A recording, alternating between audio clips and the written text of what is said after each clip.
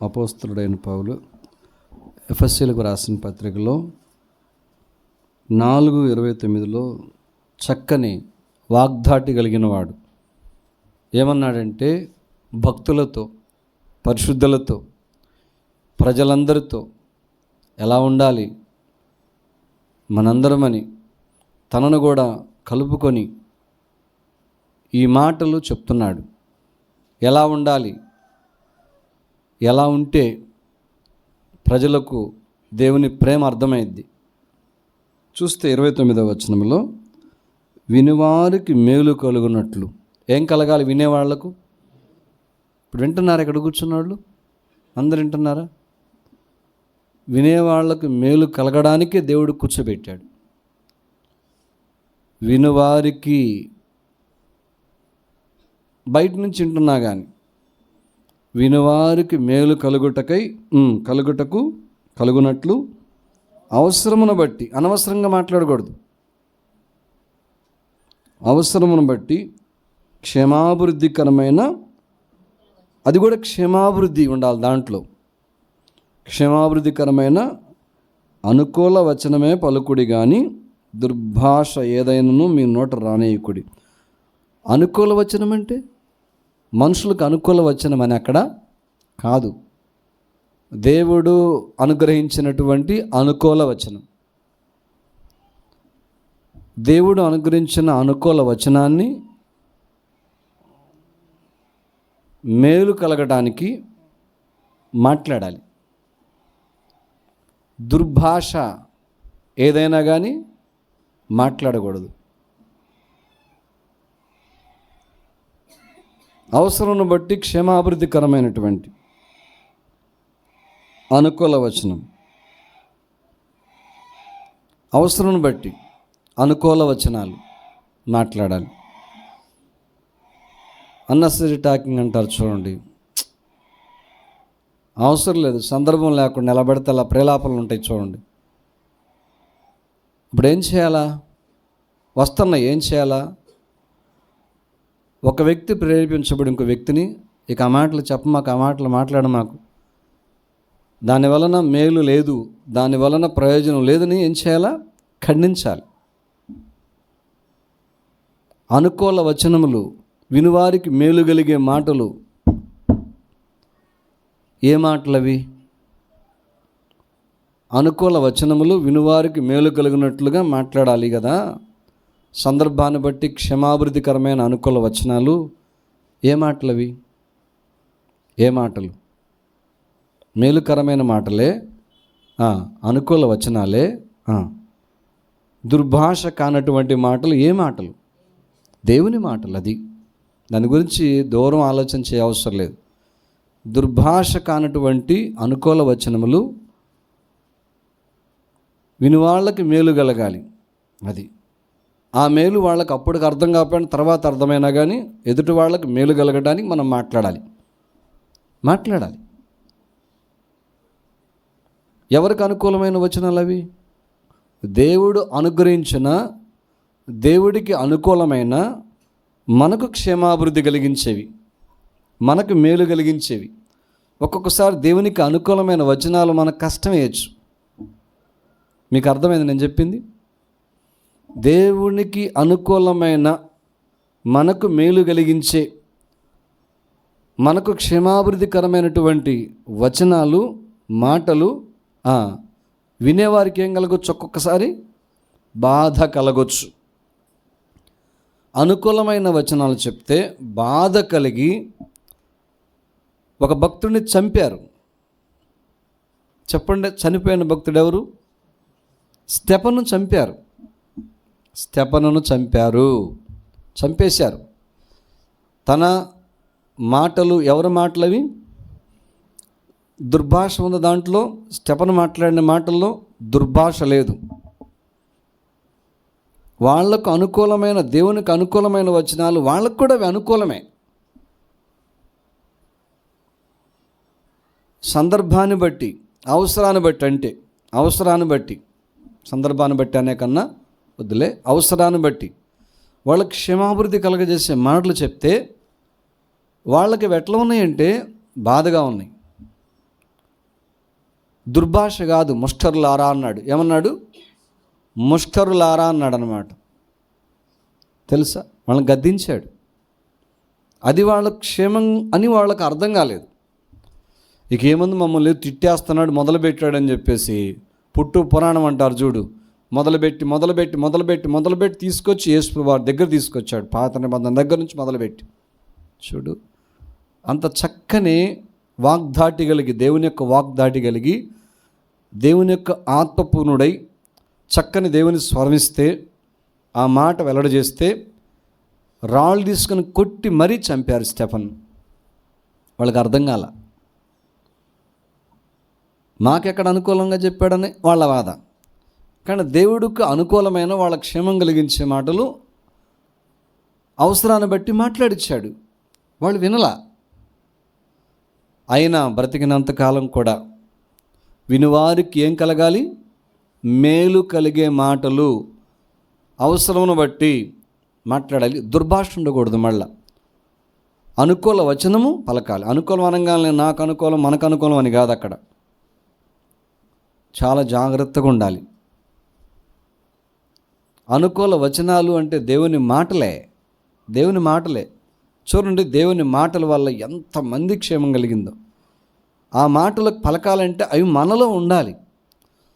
అంటే పలకాలంటే ముందు మనంలో ఉండాలి. అసలు దేవుడు మనతో పలకాలి కదా. చూద్దాం. అక్కడే ఎఫెసీ రాసిన పత్రిక మొట్టమొదటి విషయము ఎఫెసీలో 4వ అధ్యాయంలోనే 25వ వచనం చదవండి. మనము ఒకరికొకరము అవయవములమై ఉన్నాము గనక మీరు అబద్ధమాడుట మాని ప్రతి వాడును తన పొరుగువానితో సత్యమే మాట్లాడవలెను. ఇప్పుడు అనుకూల వచనమేనా కాదా? అవసరాన్ని బట్టి మాట్లాడాడు పౌలు. ప్రతి ఒక్కరూ మనం ఒకరికొకరు మెట్లా ఉన్నాం, అవయవాలం. వాక్యానికి విలువ ఇవ్వకపోతే మన బ్రతుకులకు ఏముంది? అది క్షీణత. మన జీవము కోల్పోతాం. దేవుడిచ్చిన ఆత్మ జీవమేది మనలో క్షీణించిపోయింది. వాక్యానికి మనం విలువ ఇవ్వకపోతే. ఇటు పట్టుకొని తిరగటం కాదు, మనం ఇటు పట్టుకుంటే ఇంకెందుకు, ఇక అట్ట కాదు. అనుకూల వచనములు మనం పట్టుకొని తిరిగే బైబిల్, మన అవసరాన్ని బట్టి మన క్షేమావృద్ధి కలిగించే మాటలు. ఈ మాటలు ఉంటే, ఆ మాటలు చదువుతూ ఉంటే ఏంటి అనుకూలం అంటే ఏంటి? మనకు అవసరాన్ని బట్టి క్షేమం కలిగించేదంటే మనల్ని అసత్యము నుండి విడిపించింది. ఏంటి? ఈ మాటలు. అది మనం నేర్చుకుంటూ ఇంకొకరు కూడా ఆ మాటలు మనం చెప్పాలి. వినివారికి మేలు కలగటం అంటే చూడండి, మనం చదువుతూ ఉంటే మనలో ఉన్నటువంటి అసత్యము చదవంగా పోయింది. అది మనం ఇంకొకరికి వినిపిస్తూ ఉంటే ఎదుటి వాళ్ళలో ఉన్నటువంటి అసత్యం అనేది పోయిద్ది. ఆనాడు పౌలు కాలంలో సంఘంలోనే అబద్ధాలు చెప్పేవాళ్ళు ఉన్నారు. ఎవరున్నారు అక్కడ? ఇప్పుడు లేకపోతే ఎందుకు మాట్లాడుతున్నాడు పౌలు? అబద్ధం అనే మాట ఎందుకు వచ్చింది? అవసరం బట్టి. క్షేమాభివృద్ధి కలగాలంటే, వినువారికి మేలు కలగాలంటే చెప్పాలి ఉన్నమాట. అందుకే అన్నాడు, మనము ఒకరికొకరము అవయవములమై ఉన్నాము గనుక మీరు అబద్ధమాడుట మాని ప్రతివాడును తన పొరుగువానితో సత్యమే మాట్లాడవాలను. అవసరాన్ని బట్టి చెప్పాడా? అనవసరంగా మాట్లాడా? ఆయన 29లో అన్నాడు కదా. 25లో ఏమంటాడు? మీరు అబద్ధం ఆడొద్దు, ప్రతి వాళ్ళు ఏం చేయాలా? పొరుగువానితో సత్యమే మాట్లాడాలన్నాడు. అంటే బైబిల్ చదివి అసత్యాన్ని దూరం అయిపోయాడు. దేవుని మాటలు విని చదివి సత్యంలో లీనమైపోయాడు పౌలు. ఆ మాటలు ఎదుటివారికి చెప్తా ఉంటే విన్నవి వాళ్ళకు కూడా ఏమైందంటే మేలేందంటే సత్యంలోకి వస్తారు, అసత్యం నుంచి వస్తారు. మీరు చూడండి, 2 సమయాలు 7వ అధ్యాయానికి వచ్చేయండి ఒకసారి. 2 సమయాలు. ఇది వారికి మేలు కలగడం అంటే ఎప్పుడైతే వింటాము దేవుని మాటలు, ఎప్పుడైతే చదువుకుంటా వింటాము, ఇతరులు చెప్తూ వింటాము, ఇతరులు విని చెప్పిన వాటిని మళ్ళా విని ఉంటుంటారు, ఏంది మేలంటే సత్యంలోకి వస్తారు, సర్వసత్యంలోకి వస్తారు, సత్యపు లోతుల్లోకి వెళ్తారు, సత్యపు అంచుల్లోకి కాదు. రెండవ సమయలు 7వ అధ్యాయంలో మనందరం కలిసి 28వ వచనం చదవండి. యెహోవా నా ప్రభువా, మేలు దయచేయుదునని నీవు నీ దాసుడనని నాకు సెలవిచ్చున్నావే. నీవు దేవుడు గనక నీ మాట సత్యం. బైబిల్ తిరగేద్దాను నన్ను చదువులేని వాళ్ళు దయచేసి చెప్తున్నా, అలాంటి పని బైబిల్ తిరగే మాకన్నా చదువులేని వాళ్ళు, అమ్మా నువ్వు చదువు లేకపోతే ఇటు చూడండి, అసలు బైబిల్ తిప్పమాకండి, మీకేం ఏం తిప్పమన్నారని తిప్పకూడదు. చదువుకున్న వాళ్ళు తిప్పుతుంటారు, మిగతా వాళ్ళు మౌనంగా ఉండండి, మీకు కనపడిపోయినా ఏం అర్థం కాకపోయినా. ఎందుకంటే సైతాన్ని మోసం చేసి మాట విన్నయకుండా చేస్తాడు. ఎందుకు? నేను మాట వినకుండా పేజీలు తిప్పుకో అంటాడు. అట్లా చేయకూడదు. మనం నామూషి పడకూడదు. నలుగురిలో మనకు అర్థం కాలేదు, సైలెంట్గా వినాలి మాటలు, మనకు మేలు కలిగిద్ది. చూడు ఇక్కడేముంది, నీవు దేవుడు గనక నీ మాట సత్యము. దేవుడని నమ్మిన వాళ్ళు అందరూ చేయి చూపించండి. యేసుప్రభు దేవుడు అన్నవాళ్ళు, యేసుప్రభు దేవుడు అన్నవాళ్ళు చేయి చూపించండి. ఎట్లా తెలుసా? ఎందుకని దేవుడు అంటున్నారు యేసుప్రభుని? చెప్పండి, ఎందుకని దేవుడు అన్నారు? ఎందుకు చెప్పండి? ఎందుకని ఒక్కళ్ళ సరిగా చెప్పట్లేదు అంటున్నారు. ఎందుకని యేసుప్రభు దేవుడు? ఏం చెప్పరు?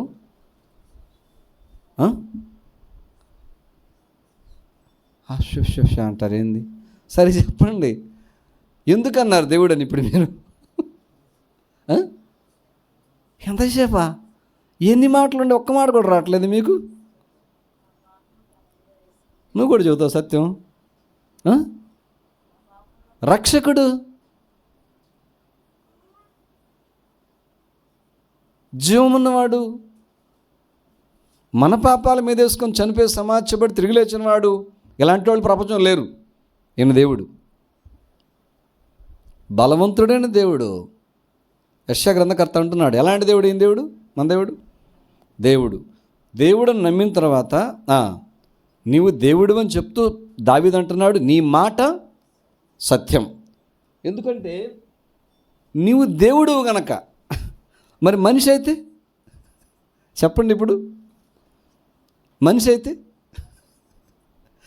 సత్యంలో ఉండడు, ఎక్కడో తప్పిపోతాడు, మరిచిపోయో లేకపోతే అని అనలేదని తప్పిపోతాడు. నీవు దేవుడు గనక నీ మాట సత్యం. నేను భక్తుడిని కనుక నా మాట సత్యం అంటలే. అక్కడ చచ్చిపోయిన దాకా ఎవరి మాట సత్యం? దేవుడి మాట. మనం సత్యం ఎందుకు పలుకుతాం? ఆయన మాట మనలో ఉన్నప్పుడు మనలో ఏమొచ్చింది? సత్యమే వచ్చింది. ఎన్నైనా అంటారు కదా, 6 అయినా కానీ అంటారు కదా, అట్లా ఏదైనా సత్యం. అమ్మో భయమేసి అబద్ధం ఆడానంటే లేదు. కనుక వినివారికి మేలు కలగటం అంటే మొట్టమొదటగా దేవుని మాటలు వింటుంటే చదువుతూ ఉంటే మనకి వినపడుతుంటాయి. చదివింది ఇంకొకటి చెప్తుంటే వాళ్ళకు వినపడతా ఉంటాయి. అలా మనం దేవుని మాటలు వినటం వల్ల కలిగే మేలు ఏంటంటే మనం సత్యంలోకి నడిపించబడతాం. సత్యం మనల్ని ఏం చేసిద్ది? స్వతంత్రులుగా చేసిద్ది. ఎవరిలో సత్యం ఉంటుందో స్వతంత్రులుగా ఉంటారు వాళ్ళు. ఒకరోజు సత్యం కాదు, ఇది రోజు సత్యంలో ఉండాలి. ఆఫీసుల్లో అబద్ధాలు ఆడటాలు, వ్యాపారాలు అబద్ధాలు ఆడటాలు, పొలం పనులు అబద్ధాలు ఆడటాలు, కూలి పనులు అంటే వృత్తి పనులు అబద్ధాలు ఆడటాలు. ఎవరు? క్రైస్తవులు. ఒక ఆయన అంటున్నాడు, యేసుప్రభు అంటే ఇష్టం, విశ్వాసమే, మరి బాప్టిజం తీసుకోవచ్చుగా, హృదయంలో చేర్చుకొని అంటే. అన్న చూస్తున్నారుగా జామకాయలు అమ్మే ఆయన, ఇది ఇట్టుంటుంది అంటున్నాడు ఎదురుగా నేను చూస్తుంటే. ఆయన స్వతంత్రుడు చేసుకుంటాడా? సత్యము స్వీకరిస్తే, ఆయన మాట ఉన్నదన్నట్టు హృదయంలో చేర్చుకుంటే, ఆ మాట ప్రకారానికి పోవడానికి ఇష్టపడితే ఆ సత్యం మనిషిని ఏం చేసిద్ది? స్వతంత్రులుగా చేసిద్ది. క్రైస్తవులు అని చెప్పి ఆయన మాటల ప్రకారం చేయనోళ్ళు ఎంతమంది అసత్యంగా ఉంటున్నారు. ఒకటి డేంజర్, అసత్యం నరకమే కదా, అబద్ధమే కదా అసత్యం అంటే. అబద్ధం ఆడేవాళ్ళు ఎక్కడికి వెళ్తారు? ప్రకటన 21:8 చిన్న అబద్ధమా పెద్ద అబద్ధమా? చిన్న అబద్ధమా పెద్ద అబద్ధమా? ఏ అబద్ధమైనా కానీ అబద్ధమే. అర్థమవుతుందా? చిన్న ములైన ముల్లే, పెద్ద ములైన ముల్లే. కానీ వినువారికి మేలు కలగటం అంటే మనందరం దేవుడి మాటలు వింటున్నాం. వినాలంటే పదే పదే బైబిల్ దగ్గరికి వెళ్ళాల్సిందే, బైబిల్ చదవాల్సిందే. ఏంటి మేలంటే మనం సత్యంలోకి వస్తాం, సత్యపు లోతుల్లోకి వెళ్తాం, అబద్ధం నుంచి బయటకు వస్తాం. అబద్ధం పరమ చిరాకు దేవుడికి, గుర్తుపెట్టుకోండి. నేనైనా నువ్వైనా భర్తల దగ్గర అబద్ధాలు ఆడేవాళ్ళు ఉంటారు, భార్యల దగ్గర అబద్ధాలు ఆడేవాళ్ళు ఉంటారు. పెద్ద చిరాకు ప్రభువుకి. ఎందుకంటే ఆయన పేరు అబద్ధం కాదు. ఏం పేరు? ఆయన పేరు సత్యం. నేనే మార్గమును సత్యమును జీవమును అన్నాడు. యేసు ప్రభు అబద్ధం అన్నాడా?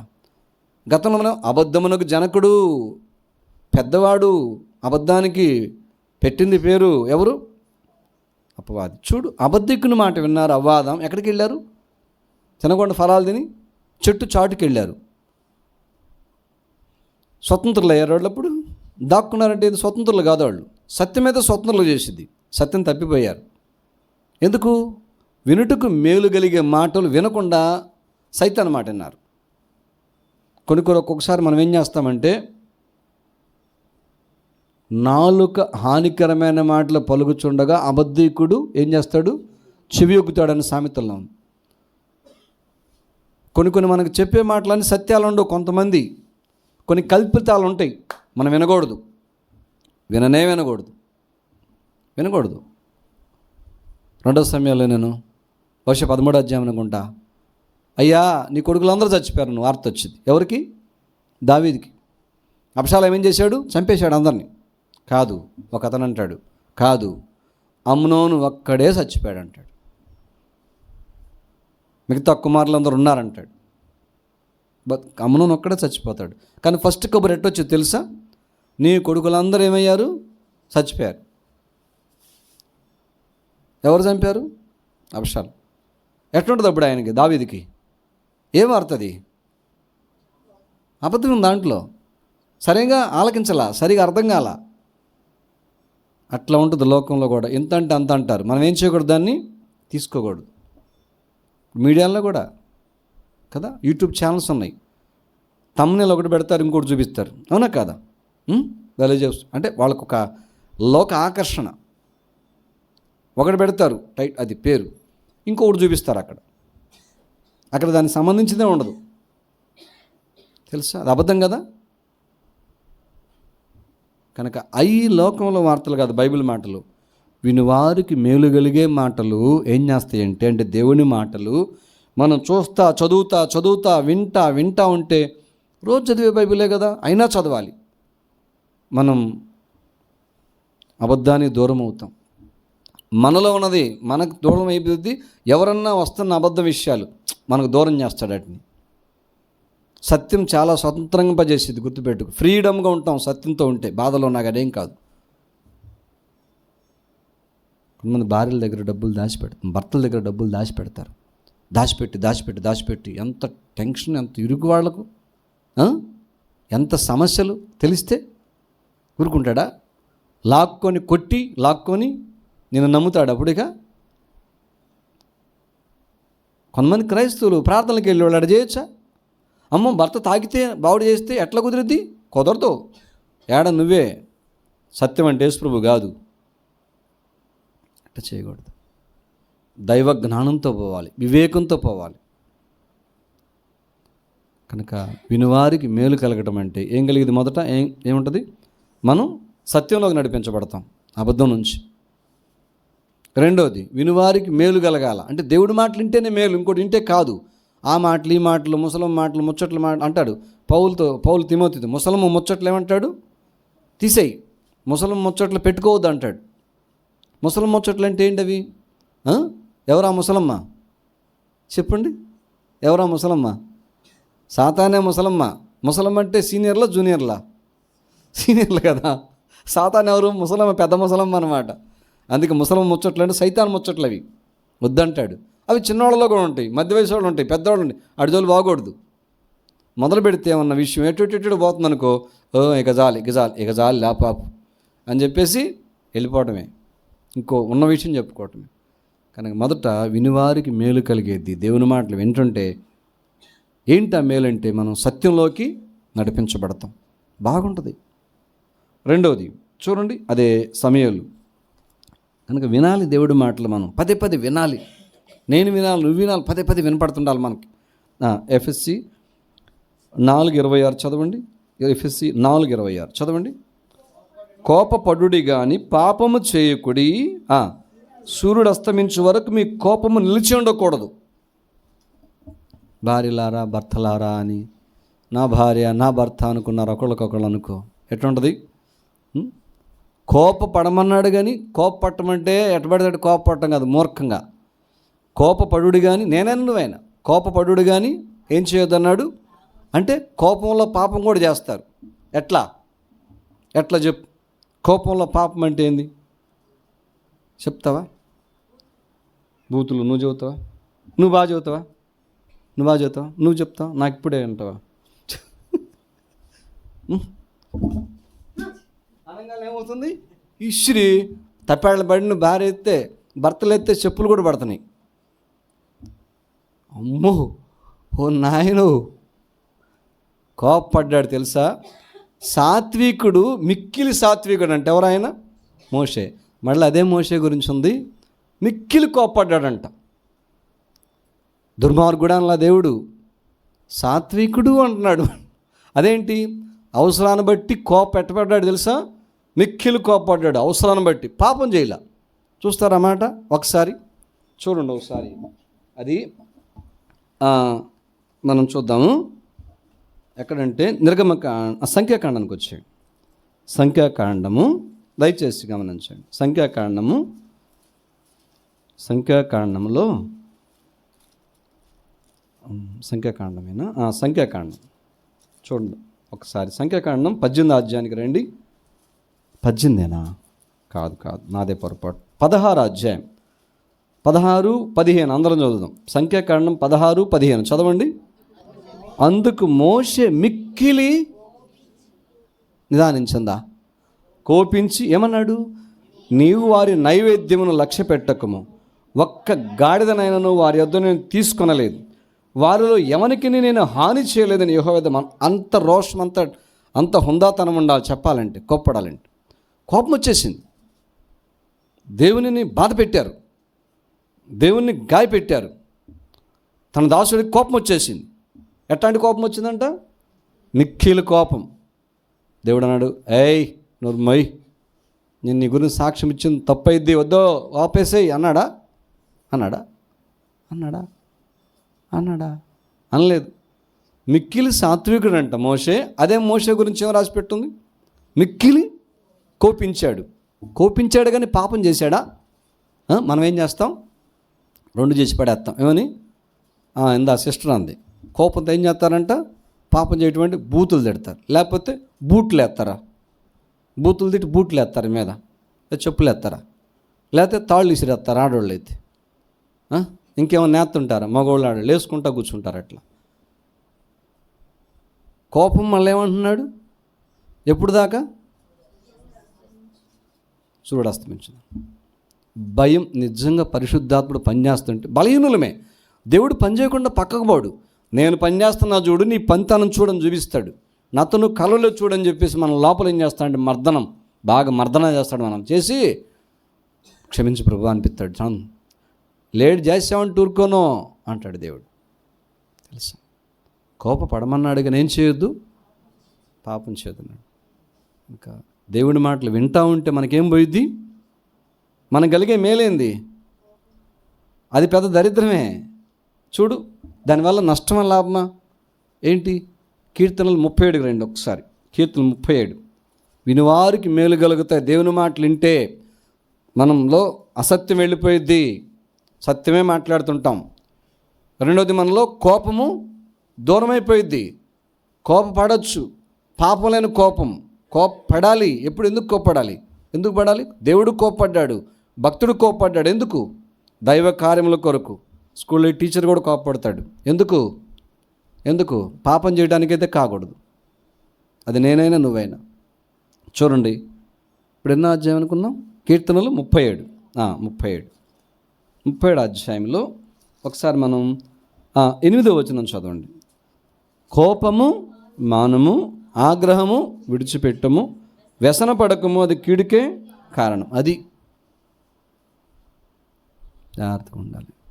ఈ మాటలు వింటున్నాం. ఇప్పుడు మనకి వినివారికి మేలంటే ఇట్లా ఇది చదువుతున్నాం, కోపము మానుము అన్నావు. ఇప్పుడు ఏం చేయాలా? అది మన మేలా కాదా? మానంటే అది మనకి మేలే కదా. ఇంటే నేను మాన్ను ప్రభు అన్నావు, ఏమైద్ది? నేను మాన్నయ్యా అన్నాం, ఏమైద్ది? కొంతమంది అంటే అంటారు, ఏం చేస్తారు? కోప్పడేవాళ్ళు కోప్పడుతుంటే కోప్పడిన వాళ్ళు అంటారు పక్క నుండి, ఊరుకో ఊరుకో ఊరుకో అంటారు. ఏమంటారు? ఊరుకయ్యా ఊరుకో అంటారు. తెలుసా? దేవుడు వాడుకుంటాడు ఒక్కొక్కడని, అర్థమైపోవాలి. కనుక వినివారికి మేలు కలగటం అంటే రెండోది ఏ విషయం దగ్గర మేలంటే, మనం దేనికి దూరం అవుతాం? తప్పకుండా దూరం అవుతాం, కోపాన్ని దూరతాం. ఈ వాక్యం వింటా వింటా వింటా అంటే చదవాలి, చదువులేకపోతే వినాలి. ఎప్పుడైతే మనం దేవుని వాక్యం వింటామో కోపానికి కూడా దూరం అవుతాం, అసత్యానికి దూరం అవుతాం. రెండు. మూడోది, మనం విను వారికి మేలు, ఈ మాటలు మనం వింటా ఉంటే ఏం కలిగిద్ది మనకు చూద్దాం. ఇప్పుడు ప్రసంగి పుస్తకము, దయచేసి ఇప్పుడు సామెతల తర్వాత ఉన్న పుస్తకం ప్రసంగిలో అందరం కలిసి 10వ అధ్యాయానికి వచ్చేయండి. 18వ వచనం చదవండి. ఈయన దేవుడి మాటలే వింటే మేలు కలిగింది మనకు. ప్రసంగి 10:18 చదవండి. సోమరితనము చేత ఇంటి కప్పు దిగబడిపోవును, చేతులు బద్ధకము చేత ఇల్లు కురియును. సోమరితనం, బద్ధకం అంట. సోమరితనం ఉంటే ఏమైంది? ఎన్నిసార్లు చేద్దామన్నాం, చూద్దామన్నాం, వెళ్తామన్నాం. సోమరితనము చేత ఇంటి కప్పు ఏమైంది? దిగబడిపోనంటే ఏంటి? పని అంత బలంగా ఉండదు. తర్వాత చేతుల బద్ధకము చేత ఇల్లు కురియును. వేసాం కప్పాం. ఇప్పుడంటే అప్పట్లో మామూలుగా పెంకులు కానీ ఏమన్నా అప్పట్లో ఉన్న జమ్ము కానీ ఏది కొండగడ్డే ఉంటుంది, దాంతో కానీ చేసేవాళ్ళు కదా. అట్లా పేరుకి అట్లా అంటే ఏమైద్ది? కప్పుతున్నాయ్యా, మా అయ్య మంచివాడు ఎక్కి పైకి అంటారు. ఎందుకు? సరిగా చేసేవాడు కాదు, ఏందో ఎక్కించామంటారు. ఎక్కి మళ్ళీ తొక్కుంటూ వస్తే వర్షం పడితే పైకి ఎక్కి మళ్ళీ తొక్కుంటూ వస్తే ఏమైంది? ఆయన బరువుతో తొక్కుంటూ వస్తాడు ఇంటి మీద నుంచి. ఏమైంది? ఇల్లు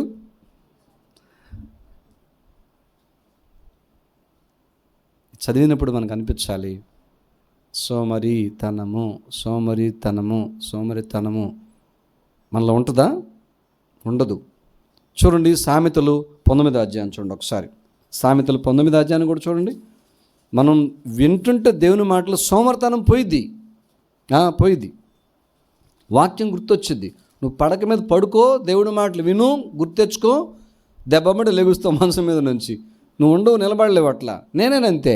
చూడండి, లేకపోతే బాధలే. అది నాకైనా నీకైనా. చూడండి 19వ అధ్యాయము 19లో అందరం కలిసి ఇప్పుడు 15 చదువుదాం. చదవండి. సోమరితనము గాఢ నిద్రలో పడవేయను. గుర్తుపెట్టుకో, మామూలుగా పనుకోవటం వేరు, గాఢ నిద్ర వేరు. కొంతమంది తెలియక అలసుంటారు, పడుకోవాలి. దేవుడే అలసట తీర్చుకోమన్నాడు.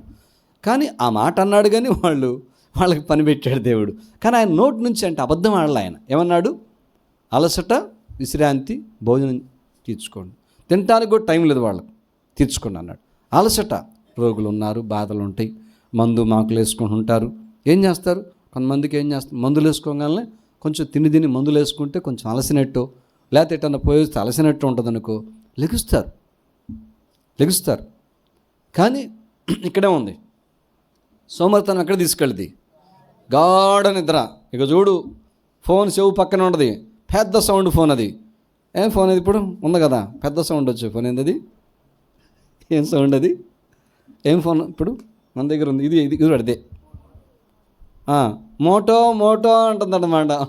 ఇంక మోటో లేదు. ఏ సౌండ్ లేచినా ఎవరు వాళ్ళు? ఒక్కొక్క ఫోన్లు మోగుతాయి, వాళ్ళ చెవులో ఒక మోగం. అవి ఏందది?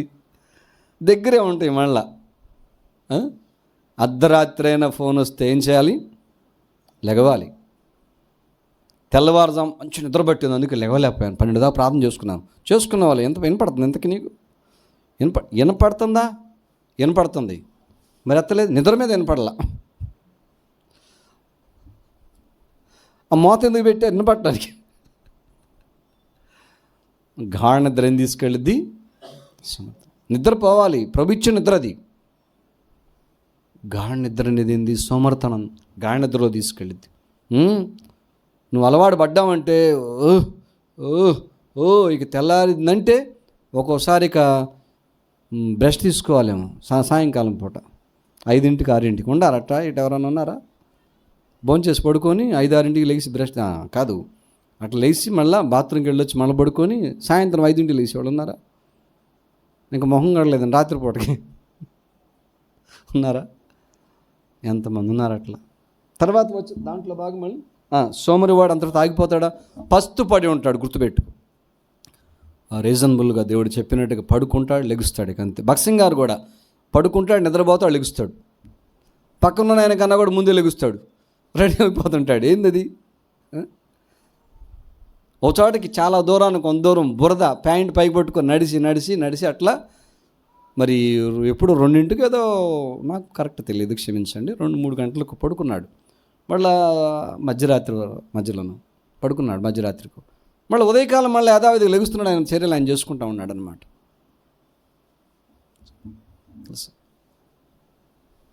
సేవకులు ఉండదు, నీ ఎదురు రాదా అంటది, పడుకుంటాను లెగుస్తుంటానంటే దాని అర్థం ఏంటి? సోమరితనం మన దగ్గర, మనం ఏదో అక్కడే అంటే కాదు, మళ్ళీ పస్తు కూడా పడి ఉంటాడంటే ఏంటి అర్థం చేసుకోండి. ఇక కొన్ని లక్షణాలు ఉంటాయి, ఎక్కి రానేది సోమరితనం. ఈ సోమరితనం అంటే దేవుడికి బాగా చిరాకు. అన్నాడు సోమరుని పట్టుకొని ఒక అతన్ని, సోమరువైన చెడ్డదాసుడా అన్నాడు అనమాట.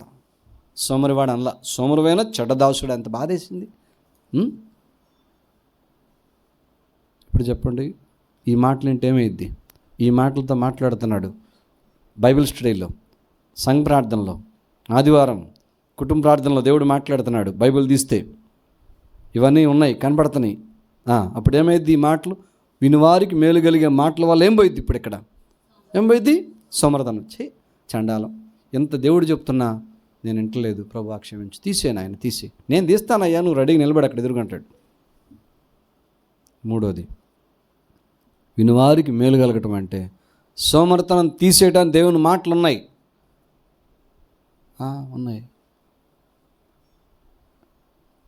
పనులు నేను నిన్న మాట్లాడే డిస్కషన్ ఒకటి వస్తా, ఒక ఆయన పెద్ద ఆయన, అవునులే ఒకళ్ళ గురించి సందర్భం వచ్చి, పనులు మన మీద పడతాయా? మన మీద పడవు, పనుల దగ్గరికి మనం వెళ్ళాలన్నాను. పనులు వచ్చి మన మీద పడతాయా? పొలం వచ్చి మన మీద పడిద్దా? ఉద్యోగాలు మన మీద పడతాయా? వ్యాపారం మన మీద పడతాయి, మనమే వెళ్ళాలి కదా.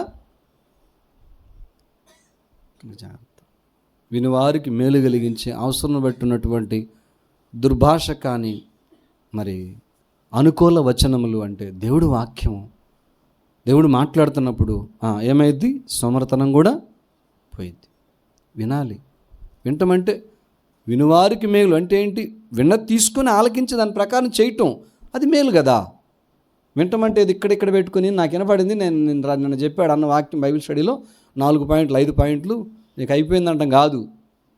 నేను వినిపించుకున్నాను, పట్టించుకున్నాను దాని గురించి, దేవుడు వాక్యం, అది మేలు కలిగిద్ది. అప్పుడు ఇవన్నీ పోతాయి, అవసరం లేని. ఏంటి? అసత్యం పోయిద్ది, తర్వాత ఏం పోయిద్ది?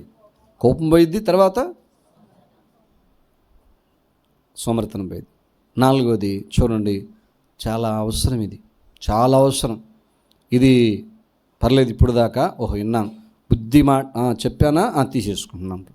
వినివారికి మేలు కలిగే అంటే వినిపించుకోవాలి, పట్టించుకోవాలి ఆ మాట గురించి. మేలు కలగటం ఏంటి? 4వ మేలు చూడండి. ఇప్పుడు యెషయా 43 2వ వచనం అందరం చదువుకుందాం. యెషయా 43:2. యెషయా 43 కదా, 43 చదవండి. నీవు జలములలో బడి దాటునప్పుడు నేను నీకు తోడయుందును, నదులలో బడి వెళ్ళినప్పుడు అవి నీ మీద పొర్లి పారవు, నీవు అగ్ని మధ్యలో నడుచున్నప్పుడు కాలిపోవు, జ్వాలలు నిన్ను కాల్చవు. ఎందుకని? అక్కడే ఉంది ఆన్సరు. నువ్వు జలాల్లో పడి పోతుంటే నిన్ను ముంచవు అవి. నువ్వు అగ్నిలో పడి నడుస్తున్నప్పుడు అగ్ని నిన్ను కాల్చదు, జ్వాలలు కాల్చవు. ఎందుకు? అది మీరు చక్కగా వింటున్నారు. దేవుడు ఎట్టున్నాడు? నీకు తోడే ఉన్నాడు. ఇప్పుడు దేవుడు తోడుంటే ఆయన నడిపిస్తుంటే అగ్నిలో కూడా నడవాలన్నాడు. ఇప్పుడు ఏం చేయాలా? నేను రాను చేయబట్టుకు నేనున్నాను పక్క, నేను కూడా నడుస్తా అగ్నితో. నేను రానయ్యో అనకూడదు. నయాగార జలపాతం అది నేను విన్న విషయం, టూకీగా ప్రామరికి విన్న విషయం. నయాగార జలపాతం చాలా చూస్తాను, సందర్శకులు వెళ్తుంటారు. లక్షలాది జనాభా అక్కడ, లక్షల జనం, రోజుకొచ్చి లక్షలు అనుకుంటా, లక్ష కాడుకో. నయాగార జలపాతం ఈ దరి నుంచి ఆ దరికి చాలా ఎన్నో వందల అడుగులు లోతుది.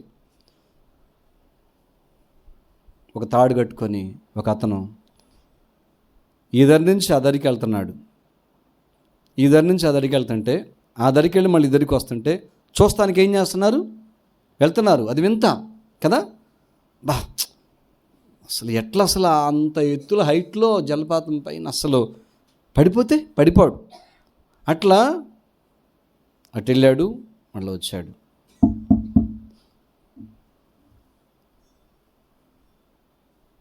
నేను వెళ్ళొచ్చాను కదా, చూశారు కదా, నేను చేశాను కదా. చేసావు. సరే, ఇప్పుడు ఏం చేస్తారంటే నేను వెళ్ళి రాగలను నమ్ముతారా? మళ్ళీ నమ్ముతాం. నువ్వు అటు వెళ్తావు వస్తావు, చూసాం కదా, అటు వెళ్తావు వస్తావు, నమ్ముతున్నావు. ఇప్పుడు నేను ఒక మనిషిని ఎక్కించుకొని కూడా ఏం చేస్తాను? ఇదే తాడి మీద నడుచుకుంటూ వెళ్ళి మళ్ళీ వస్తా. ఎవరు నా భుజాలు ఎక్కుతారంటే మేము రాం అన్నారు. నువ్వు చేస్తే అటు వెళ్ళి ఇటు వస్తే నువ్వు నడుస్తావు, నమ్ముతున్నావు. నీ భుజాల మీద ఏడెక్కుతాం? నీ కాలు జారితే మేము కూడా ఎక్కడ ఉంటాం?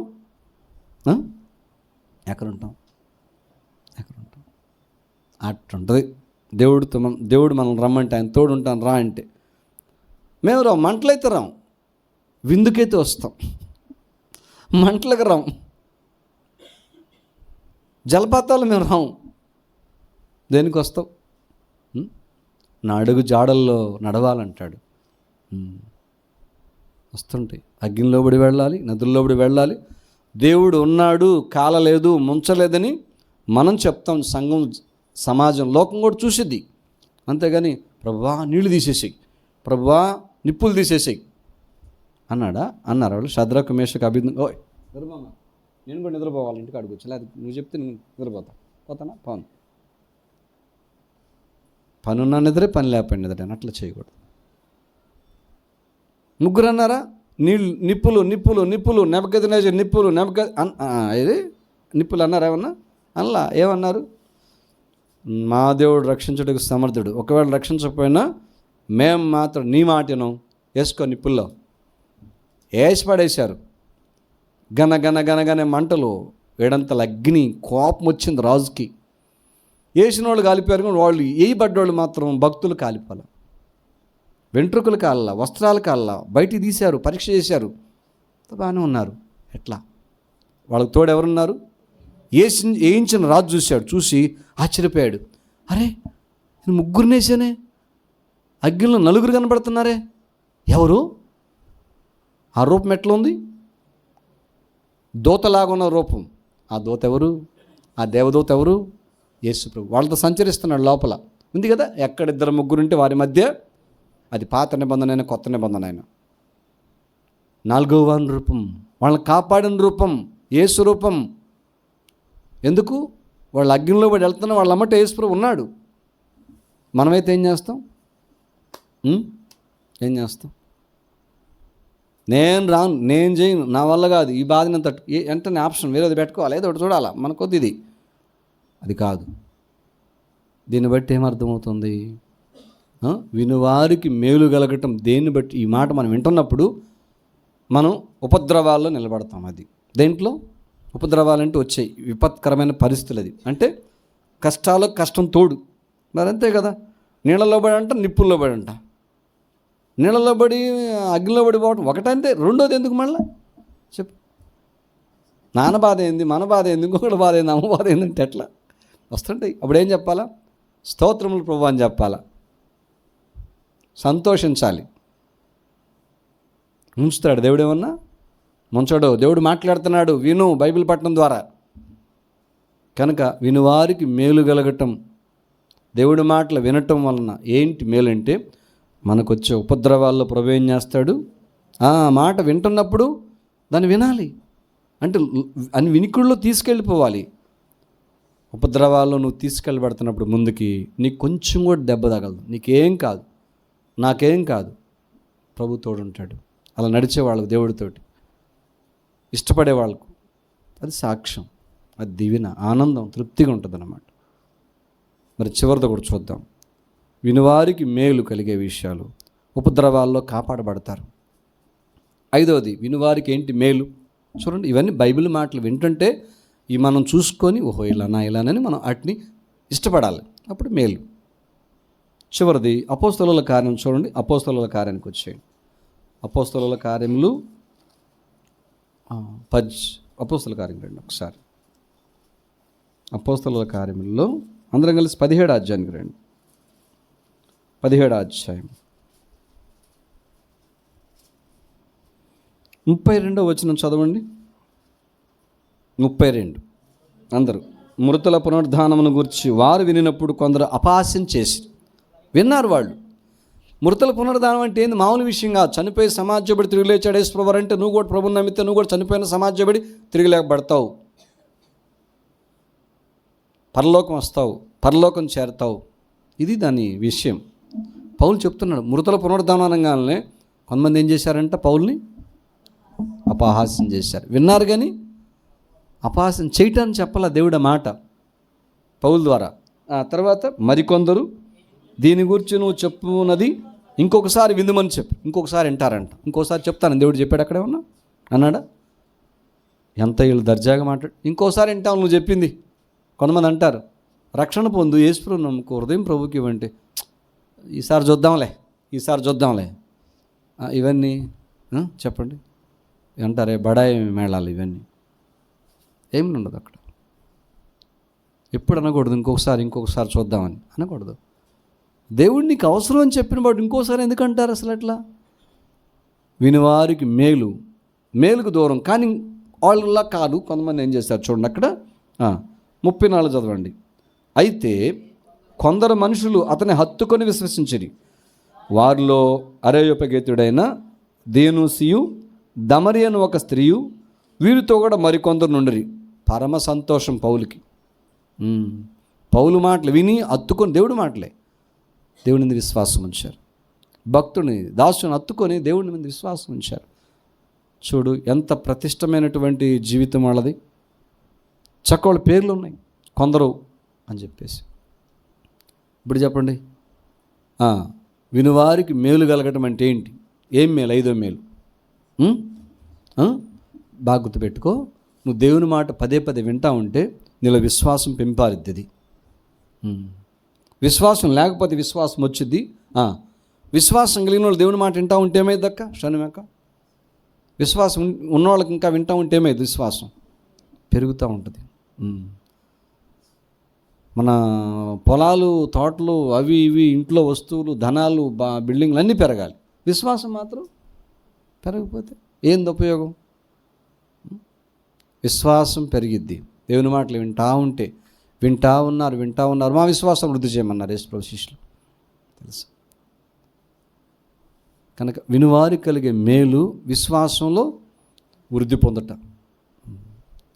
ఎట్లా వృద్ధి పొందుతారంటే, విశ్వాసము అనేది హెబ్రీ పత్రిక 11 ఫస్ట్లో ఏముంది? ఏ స్థాయికి వెళ్ళిపోతారంటే, అది హెబ్రీ పత్రిక చూడండి, అక్కడ రాశాడు పౌలు. ముందు పత్రికలకు రాయలేదు ఆ మాట. హెబ్రీ పత్రిక అందరు తీద్దాం. హెబ్రీ 11 మొదటి వచనం. విశ్వాసమునున్నది నిరీక్షింపబడు వాటి యొక్క నిజస్వరూపమును అదృశ్యమైనవి ఉన్నటువంటి రుజువునై ఉన్నది. అరాకొర విశ్వాసం కాదు. కొద్ది ఏమైనా సమస్య వచ్చింది, ఆమోలే ఇది చెత్తపోయిద్దిలే, ఇది కాదు అసలు. ఈ విశ్వాసం ఎందుకుంటున్నా? ఎదిగిన విశ్వాసం అంటే ప్రభువుని సమీపించే విశ్వాసం. ఇక్కడ ఏముంది? ఆ విశ్వాసం అంట నిరీక్షింపబడి వాటి యొక్క నిజస్వరూపం. నిరీక్షణ ఏంటి? ఇది జరిగిద్ది అంతే. అదృశ్యమైనవి ఉన్నవన్నట్టుకు రుజువు. అదృశ్యం అప్పుడు కనపడతల్లా, తర్వాత వచ్చిద్ది, తర్వాత ఉన్నది, తర్వాత వచ్చిద్ది. దేన్ని బట్టి చెప్పొచ్చు? రుజువు. విశ్వాసానికి రుజువులు అంటవి. విశ్వాసానికి రుజువు చూపించండి, ఏముండదు. వారి హృదయం నుంచి వచ్చింది. నేను నమ్ముతున్నా, ఉన్నది, జరిగిద్ది, తెలుసా నీకంటే నా విశ్వాసం అంటాం. అట్లా మనం ఏం కనపడదు, ఏం అర్థం కాదు. అప్పుడు అంటామా జరిగిద్ది అంటారా? చెప్పండి, అంటారా అందరూ? దారిలో బయట సమస్య వచ్చింది, బిక్కమాకం వేసుకుంటావా? ఏమైందో నాకేం అర్థం కావట్లేదు. మళ్ళీ మందినికి వెళ్ళి ప్రార్థన చేయించుకోవాలి, సేవకుడి చేత అంటావా? చేయించుకో, మంచిదే, నా కొరకు ప్రార్థన చేయడం చెప్పు. కానీ దేవుణ్ణి కించపరిచేటట్టుగా బిక్కమాకం వేసుకోకూడదు. మనం విశ్వాసం వృద్ధి కలిగిన, విశ్వాస స్థాయి పెరిగినటువంటి అనుభవం హెబ్రీ పత్రిక 11:1 అది. విశ్వాసం నిరీక్షింపబడు వాటి యొక్క నిజస్వరూపమే కాదు, ఇంకా అదృశ్యమైన ఉన్నవన్నట్టుకు రుజువు. నమ్మాలి. జరిగిద్ది అని చెప్పి నెమిలిపులు జరిగిద్ది. దేవుడు మాట్లాడుతున్నాడు. ఏందా ధైర్యం నాకు? ఏముంది అక్కడ? నా దగ్గర ఏం లేదు. నీ దగ్గర నిద్రైతే ఉంది. చెప్పు, మంచిగా అసలు ఇటు తిరిగావయ్యా, అసలు మంచిదే అసలు. నాకు నేనన్నా ఇటు తిరిగితే నువ్వు ఇటే తిరిగావు, నిద్రపోతున్నావు. కాకపోతే కూర్చుని యాంగిల్ బాగుంది, ఎదురుగా నిద్రపోతున్నావు. చూడు, విశ్వాసం అనేదో అట్లా మూతికి పూసుకున్న ఇది మేకడలాగా ఉండకూడదు. జరిగిద్ది, నమ్ముతున్నాను, ఎదురు చూస్తున్నాను అనాలి. సుమియోన్ యేసుప్రభు కోసం ఎదురు చూడలా, నిరీక్షించలా? చూశాడు. ఆయన రక్షకుడు యేసుప్రభు వారు పుట్టక మునిపే సుమియోన్ ఏం కాడు, చనిపోడు. ఆయనకు దేవుడిచ్చినటువంటి మాట చూశాడు. దాదా అని దాసుని పోనిచ్చున్నాం అన్నాడు. అంటే ఇంక ఉండటకి ఆయన, నేను అర్థం సమాధానంగా పోనిచ్చున్నాం అన్నాడు. ఇక చాలు. మనమేమంటాం? ప్రభువా నిన్ను చూశాను, 10 కాలాలు ఇక్కడే ఉంచంటాం అంటాం. నేను అంటున్నాను, ఇందా బ్రదర్తో బండి మీద వస్తా, ఏంది ఎక్కడ పోదాం? నీ ఇష్టం అన్నాడు. దాన్ని ఎడిపోదాం అంటే ఎడిపోదాం అంటేను పరలోకం పోదామా అన్నాను. అంటున్నాడు. పరలోకం పోవాలంటే వాళ్ళ సావాలి ఇద్దరం. ప్రభు రాలేదు అప్పటికి. పరలోకం పోదామని అంటున్నాడు. ప్రభు వస్తే మహిమాదేహాలు వస్తాయి, ఈ దేహం విడవబడిద్ది, వెళ్ళిపోతాం. ప్రభు రాలేదు కదా, మరేం కావాలా? చచ్చిపోవాలి. ఏం చేయాలంటే చచ్చిపోవాలా? చూడు, ఎప్పుడు చచ్చిపోతాము, ఎవరు మా వాళ్ళు ముందు చచ్చిపోతారో, నేను ముందు చచ్చిపోతాను, అది కాదు. మందులాడుకో, దేవుడిచ్చిన మందులే. విశ్వాసంతో ప్రభు ఇచ్చినప్పుడు ఒక్కోసారి మందులు లేకుండా కూడా అందుబాటులో లేనప్పుడు నీకు ఆపుతాడు. ఏం కాదు, నీకు ఏం కాదు. దేవుడు మళ్ళీ ఇచ్చిన దేవుడే ఒక సందర్భంలో లేనప్పుడు. విశ్వాసం ఉండాలి. భక్సింగారు కాలంలో నొప్పి వస్తుంది, బిల్ నొప్పులు పెట్టి వేస్తే గుండె పిల్ల వేసేస్తే అయిపోయింది. నేను విన్న విషయం అంతా నాకు తెలియదు క్లియర్గా. భక్సింగారు అంట గుండి తీసుకొచ్చి ఇచ్చాడంట. గుండి ఏం ఇచ్చాడు? గుండి ఏంగానే తగ్గిపోయింది. ఏం తగ్గిపోయింది? మన దానియాలు కూడా ఒకటి బి కాంప్లెక్స్ ఇంజెక్షన్, ఒకటి నొప్పుల ఇంజెక్షన్. బి కాంప్లెక్స్ ఇంజెక్షన్ నొప్పి బాగా, నొప్పుల ఇంజెక్షన్ నొప్పే. కానీ డోలనెక్స్ పైరాక్సికమ్ ఇంజెక్షన్ కన్నా న్యూరోబెన్ 4 మహానొప్పి. పైరాక్సికమ్ నొప్పులు ముందు చేసి తర్వాత బీకామ్లో చేస్తుంటే అది నొప్పి ఉంటుంది. ఇది నొప్పి అని చెప్పినట్టున్నాను. రెండోది లేదు, బిగబడి చేయించుకుంటున్నాడు. 3వ రోజున నేనేం చేశానంటే న్యూరోబియన్ ముందు చేశాను, సైలెంట్గా ఉన్నాడు. ఈ నొప్పుల ఇంజెక్షన్ తర్వాత చేస్తానేక అన్నాడు. నొప్పిది ముందు చేయించుకున్నాడు ఫ్రీగానే. అంటే ఏంది? ఫీల్ అవుతున్నాడు అనమాట. అటు అనుకుంటున్నాడు. రెండో ఇంజెక్షన్ నొప్పిది రెండోది మొదట అయిపోయింది. 3వ రోజు అది జరిగిన పని. 3వ రోజు జరిగిన విషయం అది. 3వసారి జరిగిన విషయం చూసావా? ఏంది ఆయనకి విశ్వాసం? ఆ రోజు గుండి మింగిన విశ్వాసం ఏంది? తగ్గిద్ది. మనకి ఏముంది విశ్వాసం? ఏమైద్దో ఏం తెలుసు, నాకేం తెలియదు. దేవుడు అంటాం కానీ వాక్యం చెప్తాం. సేవకురాలు విశ్వాసం వచ్చింది పరీక్ష కోసం. వచ్చినప్పుడు ఏం చేస్తాం? అసలు మేము తీసుకుంది రాంగ్ డెసిషన్ అంటాం. ఏ డెసిషన్? దేవుడు చేయమంటే ఆ పని చేస్తాం. బాగుపోతుంటే ఆ దేవుడే మహాస్వామి కాపాడుతా పని జరిగిస్తున్నాడు. ఏమన్నా మధ్యలో పరీక్ష వచ్చిందనుకో, అడ్డదిడ్డాల విషయాలు వచ్చిందానికి ఏమన్నా అసలు అది చేయకూడదు. అసలు ఆ పని పొరపాటు చేసామంటారు. పొరపాటు చేశారా? అదేనా? భర్త బాగుంటే భార్య బాగుంటే నా భర్త దేవుడిచ్చిన భార్య నా భర్తలా అనుకుంటారే. ఏమన్నా కొంచెం అక్కడ తేడా పెడితే అసలు నన్ను ఎందుకు చేసుకున్నాను అంట. ఏంది చేసుకునేది ఏంది?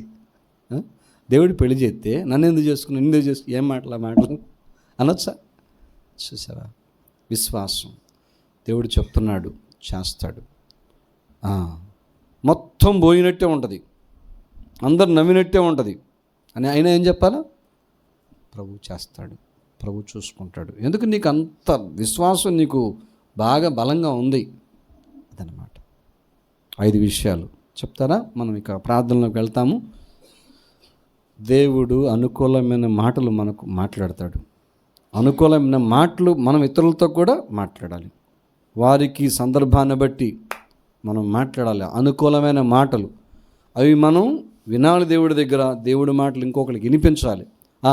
అనుకూలమైన మాటలు ఏం చేస్తాయి మనలో నుంచి? 1, సత్యాన్ని తీసివేస్తాయి. 2, కోపాన్ని తీసేస్తాయి. 3, సోమరితనం తీసేస్తాయి. 4, ఉపద్రవములో కూడా మనం నిలుపుతుంది. అనుకూల మాటలు, ఉపద్రవం వచ్చింది నిలిచిపోతారు. నేను ఈ తోడున్నాను, సరే నీ ఇష్టం ప్రభు అంటారు. అనుకూలమైన మాటలు వచ్చినప్పుడు.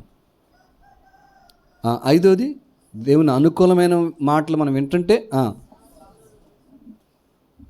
విశ్వాసంలో మనం వృద్ధి పొందుతూ ఉంటాం. అది ఎవరేమనుకున్న ఏదవుతున్నా నీకున్న విశ్వాసం నీ మట్టుకు ఏం చేయాలి? నా మట్టుకు దేవుని ఎదుట ఉంచుకోవాలి. రోమాపత్రికలో పౌలు అన్నాడు, నీ మట్టుకు నువ్వు ఉంచుకో. నా భార్య, మన భార్యలు, మన భర్తలు అంటారు. ఏంది నువ్వు ఏం మాట్లాడుతున్నావు? అసలు పట్టించుకోవంటేను లేదు దేవుడు సాయం చేస్తాడు.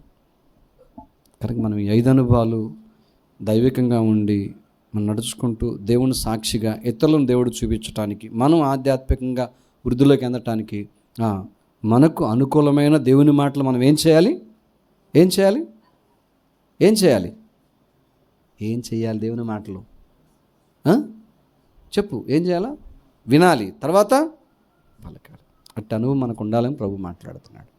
ప్రార్థన చేసుకుందాం.